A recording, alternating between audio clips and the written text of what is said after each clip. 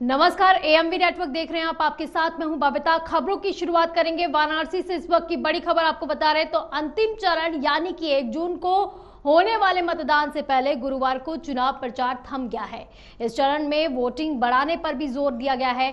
भीषण गर्मी के बावजूद लोग मतदान के लिए एक दूसरे को प्रेरित करने में भी जुट गए हैं। इस क्रम में वाराणसी के गंगा घाट पर होने वाली विश्व प्रसिद्ध गंगा आरती में 1100 दीपकों की चमक के साथ काशी वासियों से मतदान की अपील की गई है। बड़ी संख्या में मौजूद लोगों की दीपक जलाकर 100% मतदान करने की अपील अनूठे अंदाज में देखने को मिली। प्रधानमंत्री नरेंद्र मोदी के संसदीय क्षेत्र वाराणसी में मतदान का प्रतिशत बढ़ाने के लिए पूरा प्रशासनिक अमला भी जुटा हुआ है। हर विभाग अपने स्तर पर मतदान का प्रतिशत पिछले बार से ज्यादा करने की कोशिशें कर रहा है। इसके लिए तरह तरह के तरीके भी अपनाए जा रहे हैं। आज इसी तरह का एक तरीका अपनाया गया। तो आज वाराणसी में दशाश्वमेध घाट पर होने वाले विश्व प्रसिद्ध गंगा आरती में गंगा सेवा निधि की तरफ से ये एक अनूठा प्रयास किया गया था। तो यानी कि इस बार मत प्रतिशत ज्यादा से ज्यादा हो, क्योंकि अगर पिछली बार से अगर कंपैरिजन इस बार का किया जाए, 2019 से कंपैरिजन 2024 का किया जाए तो काफी ज्यादा मत प्रतिशत कम दिखाई दे रहे हैं, जो एक चिंता का भी विषय है। क्योंकि जितने ज्यादा मतदान होते हैं उसी को लेकर कहा जाता है कि अच्छी सरकार भी उसी के द्वारा मिलती है। लेकिन जिस तरह से मतदान कम हो रहे हैं, उन्होंने चुनाव आयोग की जो है परेशानी भी बढ़ा दी है। हालांकि अलग अलग अनूठा तरीका अपनाया गया है, लेकिन इसी बीच जो है वाराणसी से इस तरह की तस्वीरें देखने को मिली, जहां पे आप तस्वीरों के जरिए आप देख सकते हैं कि किस तरह से 100% मतदान करें, इस तरह की एक अनूठी अपील गंगा आरती के दौरान देखी गई है। इसी बीच मथुरा से आपको बड़ी खबर बता रहे, जहां पर उपचार के दौरान पुलिस कस्टडी से आरोपी फरार हो गया। तो मथुरा के जिला अस्पताल से बदमाश फरार हुआ है। तो मुठभेड़ में वो गिरफ्तार किया गया था और अब वो फरार हो गया है। तो आरोपी के फरार होने की सूचना पर प्रशासन में भी हड़कंप मच गया। इनामी बदमाश वो बताया जा रहा था जिसे मुठभेड़ के दौरान गिरफ्तार किया गया था। तो बड़ी खबर आपको बता रहे हैं, जहां पर मुठभेड़ में जिस आरोपी को गिरफ्तार किया गया था अब वो फरार हो चुका है। तो अस्पताल में था जहां से वो फरार बताया जा रहा है। तो मथुरा से इस वक्त की बड़ी खबर आपको बता रहे हैं, जहां पर उपचार के दौरान पुलिस कस्टडी से आरोपी फरार हो चुका है। मैं जब नहीं जहाँ पे भगा का, जब मैं तो दवाई लेने गई लेन में ही, वहाँ से पहले मैं साबुन दे के आई। पुलिस वाले भैया संग में लेटिंग करावे गए, उसको साबुन में लेटिंग भी बताई गई, सीट पर लेटिंग है, मैं वहाँ पे बैठ के करा लो। तो पुलिस वाले भैया ने की बार भी खोली, उनको बैठा रहा है और मैं साबुन दे के नहीं, इनके हाथ धुआ देना इनके। तो पुलिस वाले भैया दोनों लेटिंग करके नहीं है, इतनी मुझे पता है। वैसे तो यहाँ आए गए, वो यहाँ पुलिस वाले भैया बैठे रहेंगे। तो मैं जो कह रही भैया तुम यहीं बैठे, मुझे कहा पता का केस है। भाग गया है। हाँ, अब ये नहीं पता कब भागा, मैं तो दवाई की लेन में लग रही। तो ज्यादा जानकारी के लिए हमारे संवाददाता अमित भार्गव भी हमारे से जुड़ गए हैं। अमित, काफी बड़ी लापरवाही देखने को मिली है प्रशासन की ओर से, क्योंकि एक बदमाश जो कि इनामी था उसे गिरफ्तार किया गया काफी मशक्कत के बाद और अब वो एक बार फिर से फरार हो गया है। जी बिल्कुल बबीता, महावन और थाना शेरगढ़ पुलिस ने और एसओजी टीम ने बड़ी कार्रवाई करते हुए इसे कल रात को गिरफ्तार किया था और इस पर 25,000 का इनामी है और इसके पास से कई असला जो है वो बरामद किए गए थे। पुलिस ने जब मुठभेड़ हुई तो इसकी टांग में गोली लगी और फिर पुलिस ने इसे जिला अस्पताल में भर्ती कराया। आज जो है जब 2 सिपाही वहां बैठे हुए थे और वो 2 सिपाही जो है वो बाहर घूमने के लिए गए तो पीछे से वो जो अपराधी था वो वहां से फरार हो गया और वहां से भाग गया। जब पुलिस को ये इसकी सूचना मिली तो वहां आनंद फानंद में हड़कंप मच गया और लगातार जो बड़े अधिकारी थे वो मौके पर पहुंचे और जो अपराधी है उसकी तलाश की जा रही है। जाहिर सी बात है कि लापरवाही बहुत बड़ी है, जो इतना बड़ा अपराधी पुलिस ने गिरफ्तार किया उसके बाद वो भाग गया। जी बिल्कुल अमित, क्योंकि जिस तरह से आपने बताया है 25,000 का वो इनामी था बदमाश, तो इससे ही पता चलता है कि कितने ज्यादा उसके ऊपर मुकदमे भी होंगे, कितने संगीन आरोप उसने किए भी होंगे। लेकिन इसी बीच पुलिस की जो लापरवाही सामने आई, अब क्या कुछ कार्रवाई की बात की जा रही होगी ऐसे पुलिस वालों पर भी? और सवाल ये भी बनता है क्योंकि अस्पताल से जब वो भाग रहा था कि क्या अन्य डॉक्टरों ने उसे नहीं देखा? जी बिल्कुल, जिस समय ये वहां से भागा था उस समय वो है जो वहां डॉक्टर्स थे वो भी और जो मरीज हैं मरीज के साथ ही लगे हुए थे, तो वो चकमा देकर बड़े आसानी से वहां से निकल गया और जो पुलिस वाले थे वो उस समय मौजूद नहीं थे। तो जाहिर सी बात है जो मथुरा के कप्तान है उन्होंने पुलिस वालों पर तो कार्रवाई कर दी है और उनका कहना ये है कि जल्द से जल्द जो है जो भागा हुआ मुलजिम है इसको गिरफ्तार कर। लेकिन अमित, क्या कुछ कार्रवाई की गई है? इसी बीच जिस तरह से आप बता रहे हैं कि वहां से वो बड़ी आसानी से चकमा देकर भाग गया, एक तो पैर में गोली लगी हुई है, इलाज चल रहा है, और उस दौरान ऐसा इंसान जो कि पहले से ही जख्मी है वो पुलिस वालों को चकमा देकर भाग गया।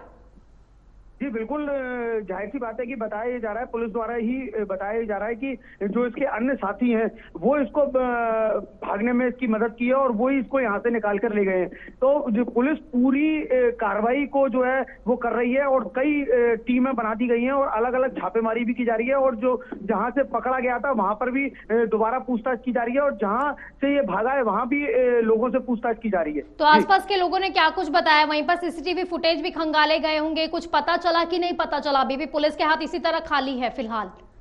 जी बिल्कुल, अभी पुलिस के हाथ खाली हैं, लेकिन पुलिस दावा कर रही है कि जल्द से जल्द जो अपराधी भागा है उसको गिरफ्तार करके और सबके सामने जेल भेजा जाएगा। जी, तो कैसे ये भागा? क्या गाड़ी आई थी इन्हें लेने के लिए? और जिस गाड़ी से अगर वो गए भी होंगे या फिर किसी ऑटो के जरिए अगर गए होंगे, क्या उसकी शिनाख्त नहीं की गई है अभी तक? क्या नंबर प्लेट से नहीं जांच की जा रही है कि नंबर प्लेट पे जो भी नंबर होंगे उसमें उसके जरिए भी पुलिस आसानी से पहुंच सकती है? जी बिल्कुल, अभी पुलिस जो है सीसीटीवी कैमरे खंगाल रही है और जो वहाँ जिला अस्पताल में सीसीटीवी कैमरे लगे हुए थे उनकी भी जांच की जा रही है, लेकिन अभी पुलिस के द्वारा हम लोगों को अभी कुछ नहीं बताया गया। उनका कहना यह है कि जल्द से जल्द जो है हमें कार्रवाई करने दीजिए। लेकिन अमित, यहाँ पर सवाल ये भी उठता है कि जिस दौरान जो है वो आरोपी लाया गया था, क्योंकि पहले से ही 25,000 का इनाम उस पर घोषित किया गया था, और ऐसा आरोपी जो कि पहले से ही जिसपे इतने सारे मुकदमे दर्ज थे और इतना बड़ा बदमाश था, जो वहां पर उस समय कितनी टीम वहां पर रखी गई थी? क्या सिर्फ 2 पुलिस वालों के ही हवाले उन्होंने छोड़ दिया था? जी बिल्कुल, केवल 2 पुलिस वाले ही मौके पर थे जो कि उसकी निगरानी कर रहे थे। हालांकि रात को जब उसको भर्ती कराया गया था तो उस समय काफी फोर्स जो है आया था और उसको जो है भर्ती करा के गया था, लेकिन उसके बाद जो है वहां पर क्योंकि वो घायल था इस वजह से उसके वहां 2 पुलिस वालों को बैठाया गया था जिससे वो निगरानी करे, लेकिन चूक पुलिस वालों से जरूर हुई जिसकी वजह से वो भागने में तो अमित, क्या सिर्फ 2 ही लोगों पर कार्रवाई की गई है? क्योंकि यहाँ पर सवाल तो पूरे प्रशासन पर उठ गया है, जो उस समय इंचार्ज भी रहा होगा उस पर भी, क्योंकि उन्होंने 2 ही पुलिस वाले वहां पर रखे थे, उनके हवाले छोड़ दिया गया था आरोपी को। तो कितने लोगों पे अभी तक गाज गिरी है? जी अभी तो केवल 2 पुलिस वाले ही कार्रवाई की गई है उन्हीं पर, और बाकी जो है पुलिस का अभी जो ध्येय है वो उनका ध्येय ये है कि सबसे पहले अपराधी को पकड़ा जाए, उसके बाद इसमें जांच टीम गठित की जाएगी और जो भी दोषी होगा उसके खिलाफ सख्त से सख्त कार्रवाई की जाएगी। चलिए, बहुत बहुत शुक्रिया अमित आपका तमाम जानकारी के लिए। इसी बीच रायबरेली से आपको बड़ी खबर बता रहे हैं, जहां पर रायबरेली से बेखौफ चोरों ने लाखों के जेवर पर हाथ साफ कर लिया। आपको बता दें कि कैंसर पीड़ित पत्नी के इलाज के लिए ट्रॉमा सेंटर गए व्यक्ति के घर में चोरों ने हाथ साफ कर दिया है और लगभग 6 लाख रुपए के गहने सहित कीमती सामान चोरी करके ले गए हैं। पूरा मामला शहर कोतवाली क्षेत्र के साकेत नगर का बताया जा रहा है, जहां के रहने वाले लवकेश साहू की पत्नी कैंसर पीड़ित हैं। वो अपनी पत्नी को लेकर बीते 4 दिनों से ट्रॉमा सेंटर लखनऊ में इलाज करा रहे थे। इसी बीच चोरों ने उनके घर पर धावा बोल दिया और अलमीरा में रखे जेवर सहित नकदी भी उठा ले गए।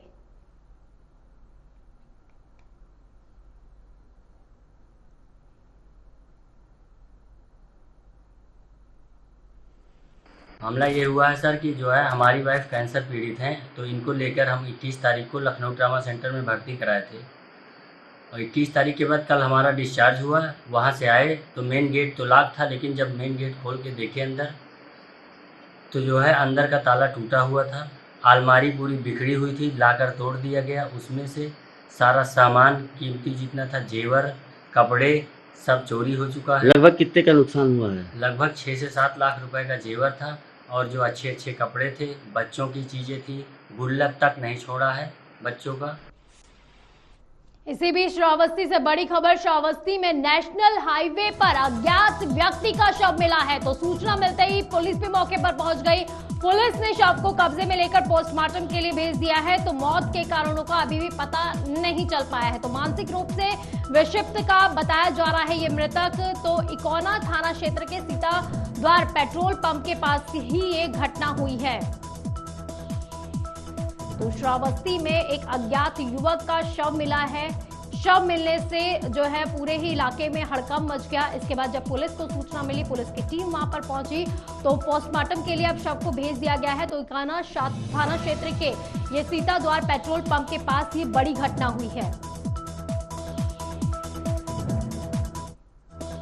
वहीं सीतापुर में छात्रा के अपहरण के मामले को लेकर विश्व हिंदू परिषद और बजरंग दल के कार्यकर्ताओं ने कोतवाली का घेराव किया। इस दौरान जमकर कोतवाली में हंगामा भी किया गया और जय श्री राम के नारे भी लगाए गए। इसके बाद कोतवाली में ही हनुमान चालीसा का पाठ भी किया गया। आपको बता दें कि 12 दिन पहले छात्रा का अपहरण हुआ था। छात्रा लखनऊ पेपर देने गई हुई थी। उसके बाद से वो घर नहीं लौट कर आई थी। परिजनों ने 2 युवकों पर नामजद मुकदमा भी दर्ज कराया है।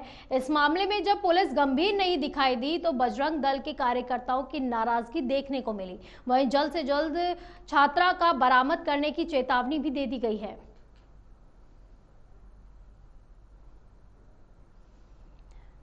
तो ज्यादा जानकारी के लिए हमारे रिपोर्टर आशीष निषाद भी हमारे साथ जुड़ गए हैं। आशीष, पहले थोड़ा ये खबर समझाइएगा हमें। कविता जी, मैं आपको बता दूं कि सीतापुर के सिधौली क्षेत्र में एक लड़की जो है 12 दिन पहले जो है लखनऊ परीक्षा देने के लिए गई थी। और जब जो है देर रात हो गई, जब परिवार वालों ने जो है आसपास तलाश की, जब लड़की जो है पेपर देकर वापस नहीं पहुंची, जिसके बाद जो है परिजनों में हड़कंप मच गया और शहर कोतवाली पहुंचकर जो है पुलिस को सूचना दी।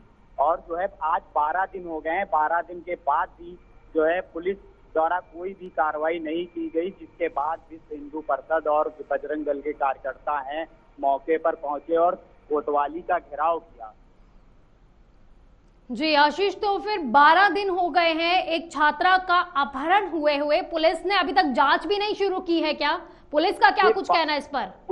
पुलिस की बहुत बड़ी लापरवाही सामने आई है, जिसकी वजह से बजरंग दल के कार्यकर्ताओं में आक्रोश देखने को मिला और थाने में जो है धरने पर बैठ गए और जहां पर हनुमान चालीसा का पाठ किया और पुलिस के कर्मियों को चेतावनी दी कि अगर जल्द से जल्द जो है लड़की को मतलब बरामद नहीं किया गया तो बहुत बड़ा आंदोलन कर सकते हैं। और धरना प्रदर्शन तो बहुत दूर की बात है, अगर जो कुछ और भी करना पड़ा तो जिसके लिए बजरंग दल के कार्यकर्ता पीछे नहीं हटेंगे। जी आशीष, क्योंकि जब हम खबर पढ़ रहे थे उसमें पता चला 2 युवकों के खिलाफ FIR दर्ज की गई है। कौन ये युवक है जिनके पर परिजनों को शक है?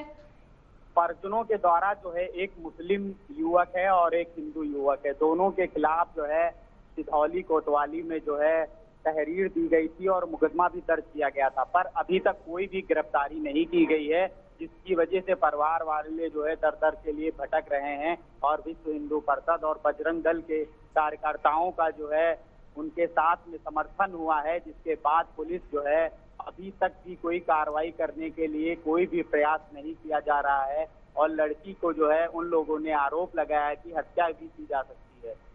तो अपहरण की बात कैसे पता चली आशीष, थोड़ा ये भी बताइएगा। ये अपहरण की बात जब पता चली, जब जो है वहाँ पे तलाश की गई तो सिधौली जो बस स्टॉप है वहाँ पर जो है परिजनों द्वारा जो है तलाश की गई, तो एक युवक ने उनको बताया कि आपकी बेटी यहाँ से जो है एक लड़के के साथ में जा रही थी, जिसका वीडियो भी CCTV कैमरे में कैद हुआ है। और वो जो परिजन है उस वीडियो के सहारे जो है शहर कोतवाली में। तो आशीष, ये कैसे पता चला कि लड़की का अपहरण हुआ है? लड़की के परिवार वालों का कहना है कि इन लोगों के खिलाफ जो है पहले से हम लोग कार्रवाई करते आ रहे हैं, इस वजह से इन लोगों के खिलाफ जो है हमने कई बार प्रार्थना पत्र दिया है और इन लोगों ने ही जो है जिन लोगों के खिलाफ नामजद FIR की गई है, इन लोगों ने ही उसका अगवा किया है। ठीक है आशीष, आप खबर पर नजर बनाए रखिए, आपसे आगे भी इसी तरह से अपडेट लेते रहेंगे। फिलहाल के लिए बहुत बहुत शुक्रिया। इसी बीच हमीरपुर से बड़ी खबर आपको बता रहे हैं। फैमिली कोर्ट के जज की कार के ऊपर भारी भरकम पेड़ गिर गया। तो पेड़ गिरने से जज की कार क्षतिग्रस्त हो गई है। तो फैमिली कोर्ट के जिला जज को उस समय ड्राइवर लेने पहुंचा था, तो जैसे ही पार्किंग में कार लगाई उसी के बाद ही ये बड़ा हादसा हो गया। तो जनपद में 1 महीने पहले ही फैमिली कोर्ट की प्रधान न्यायाधीश पहुंची हैं, तो उस दौरान अब ये बड़ा हादसा हो गया। इसी बीच तो सदर कोतवाली क्षेत्र के BSNL टावर के सामने का ये पूरा मामला बताया जा रहा है।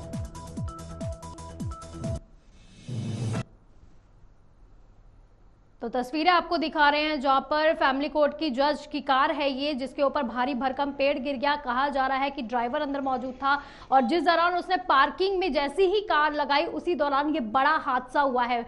तस्वीरों के जरिए आप समझ सकते हैं कि कितना बड़ा यह हादसा हुआ है। भारी भरकम जो पेड़ अचानक से आकर कार पर गिरा है। हालांकि इसमें कहा जा रहा है कि जज और ड्राइवर को कोई भी चोट नहीं लगी है, लेकिन हाँ, कार जरूर क्षतिग्रस्त हो गई है।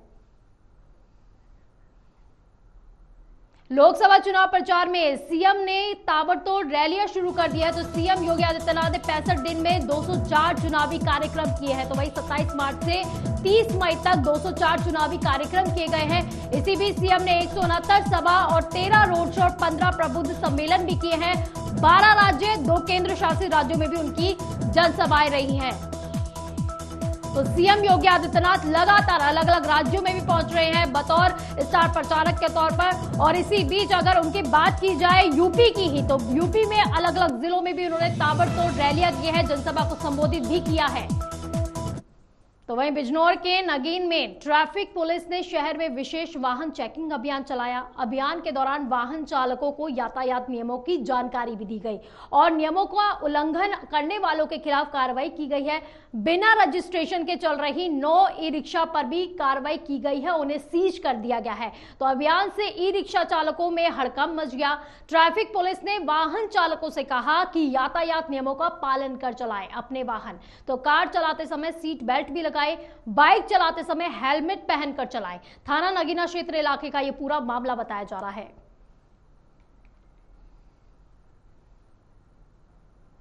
हमीरपुर में एक 16 वर्षीय किशोर की नदी में डूबकर मौत हो गई, जिससे परिजनों में कोहराम मचा हुआ है।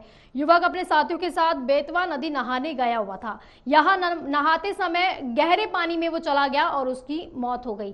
साथ गए साथियों की सूचना पर परिजनों ने गोताखोरों और पुलिस की मदद से खोजबीन की, जिसका शव रात होने तक नदी से निकाला जा सका। सूचना मिलते ही परिजनों ने इसकी सूचना पुलिस को दे दी और खुद भी गोताखोरों की मदद से साहिल की तलाश शुरू कर दी है।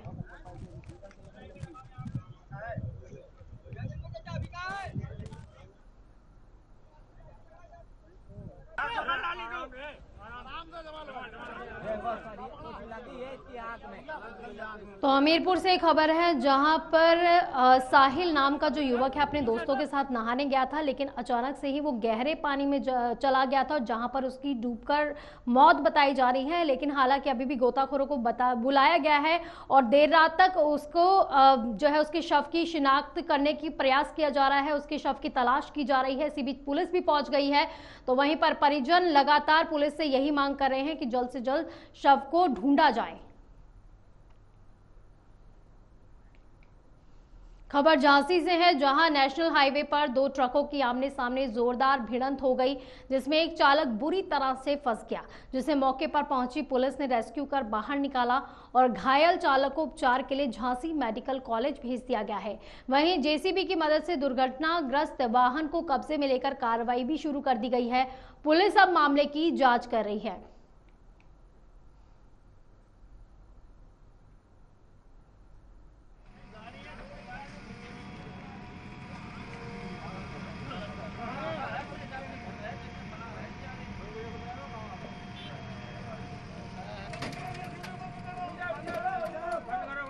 तो नेशनल हाईवे पर ये बड़ा हादसा हुआ है, जहां पर 2 ट्रक आपस में भिड़ गए। तो वहीं पर क्रेन की मदद से वाहन को बाहर निकाला गया है। तो वहीं पर नेशनल हाईवे पर ये जिस तरह का ये मामला सामने आया, जिस तरह की घटना हुई है, उससे हड़कंप भी मच गया। तो वहीं पर एक घायल हुआ है इस दौरान, तो इलाज उसका अभी भी जारी है। उत्तर प्रदेश के अमेठी में भीषण सड़क दुर्घटना में 3 लोगों की मौत हो गई है। ओवर स्पीड बेकाबू ट्रेलर ने आधा दर्जन से ज्यादा गाड़ियों को अपनी चपेट में ले लिया। इसी दौरान एक कार भी ट्रेलर की चपेट में आ गई। टक्कर इतनी जोरदार थी कि कार के परखच्चे उड़ गए। एक ही परिवार के 3 लोगों की मौके पर ही दर्दनाक मौत हो गई है। वहीं ओवर स्पीड ट्रेलर की चपेट में आने से कई लोगों के घायल होने की बात भी सामने आई है। घायलों का इलाज स्थानीय अस्पताल में चल रहा है। मामला कमरोली थाना के पास लखनऊ वाराणसी राष्ट्रीय राजमार्ग का बताया जा रहा है। मामले की जानकारी मिलते ही मौके पर पुलिस भी पहुंची और प्रशासन की टीम ने मामले की जांच भी शुरू कर दी है।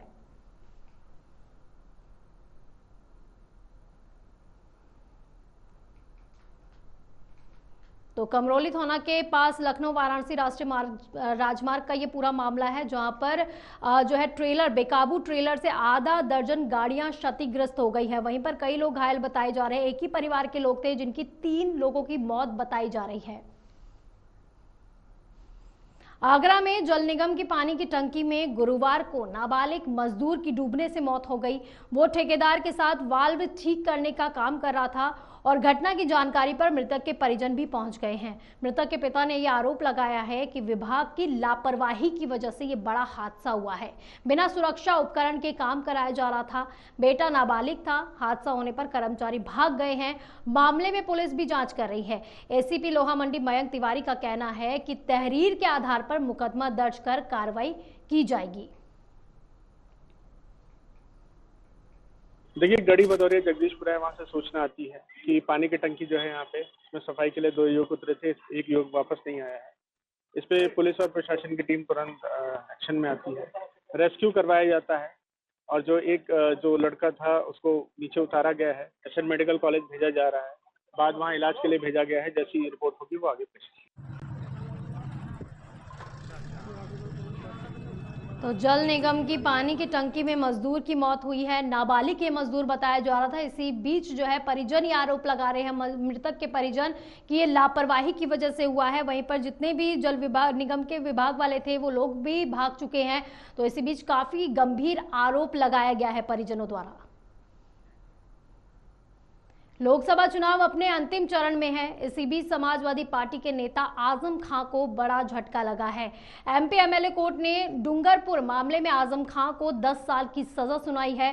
कोर्ट ने आजम पर 14 लाख रुपए का जुर्माना भी लगाया है। कोर्ट की तरफ से बरकत अली ठेकेदार को भी 7 साल की सजा सुना दी गई है और 6 लाख रुपए का जुर्माना भी लगाया गया है। डूंगरपुर में दर्ज प्रकरण मामले में एमपी एमएलए कोर्ट ने सजा सुनाई है। बुलेटिन में फिलहाल के लिए बस इतना ही। आप देखते रहिए एएमवी नेटवर्क। नमस्कार।